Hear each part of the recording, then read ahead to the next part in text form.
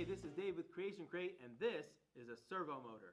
A servo motor allows you to make very precise movements. So I can attach all kinds of things to the end of the servo motor, and then I can control its rotation very, very precisely.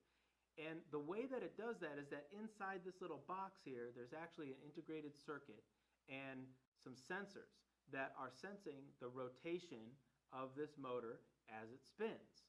And it's able to tell precisely what position it's in and cause it to stop. Now there are 3 wires that are connected to this. So we've got a brown wire, which is our ground, a red wire, which is power, and in this case it's an orange wire, sometimes it might be yellow, but that carries the signal.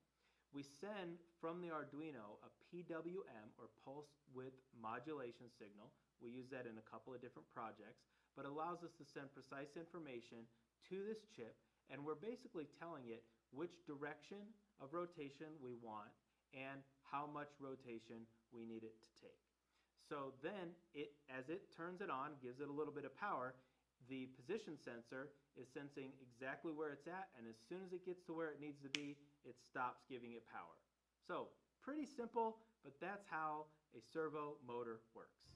Well, I hope you learned something new. You can find more component videos and tutorials at www.creationcrate.com/classroom or ask our Facebook Messenger bot.